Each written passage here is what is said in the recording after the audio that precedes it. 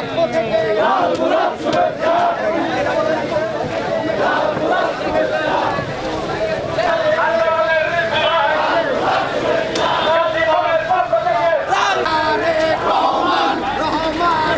17 বছরে এই দল ভাঙার অনেক ধরনের প্রক্রিয়া হয়েছে, কিন্তু এই দল কিন্তু ভাঙেনি।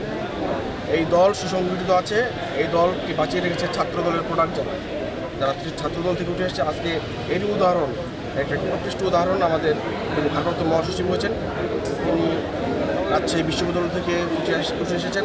তারপর উনি কেন্দ্রীয় পর্যায়ে নেতৃত্ব দিয়েছেন, কেন্দ্রীয় ছাত্র দলের নির্বাচিত সভাপতি ছিলেন তিনি। তো সেখান থেকে আজকে উনি ভারপ্রাপ্ত মহাসচিব, উনি ছাত্র দলের প্রোডাক্ট। তো আমরা আশা প্রকাশ করতেছি যে দলের সর্বস্তরেই যখন ছাত্র দলের প্রোডাক্ট যারা, এই দলটাকে তারাই মূলত গ্রহণ করে, ভালোবাসে সবার চেয়ে বেশি।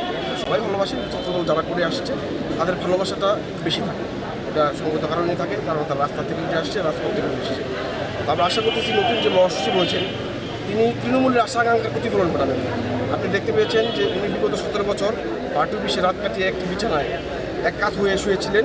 সেই অবস্থায় পার্টিকে ধরে রেখেছিলেন, এই দলকে আঁকড়ে রেখেছেন। তার কাছে আজকে এই দল দায়িত্ব দিয়েছে, এই দল ওনার কাছে নিরাপদ, ওনার কাছে আমরা নিরাপদ বোধ করছি। পাশাপাশি যে তৃণমূলের যে আশা আকাঙ্ক্ষার প্রতিফলন, ওনার মাধ্যমে ঘটবে আমাদের মাননীয় প্রধানমন্ত্রী, বিএনপির চেয়ারম্যান, উনিও তৃণমূলকে অত্যন্ত ভালোবাসেন। এই তৃণমূলের ভালোবাসার বহিঃপ্রকাশে আজকে ভারপ্রাপ্ত মহাসচিব হয়েছেন।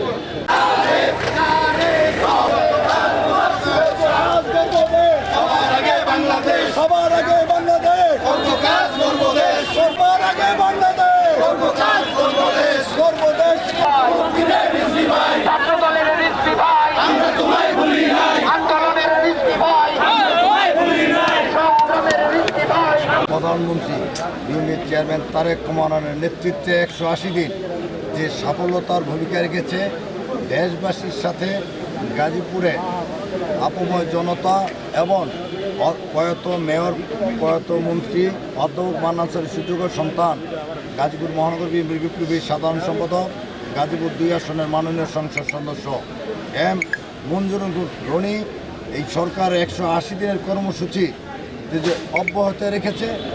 দেশবাসীর সাথে গাজীপুর মানুষও আনন্দিত, উৎফুল্লিত।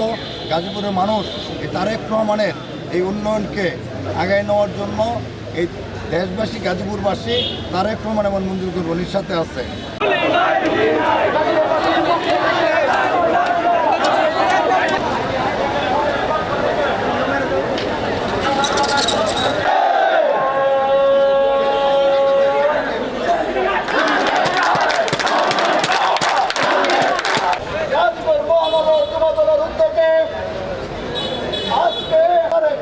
শুভেচ্ছা অভিনন্দন।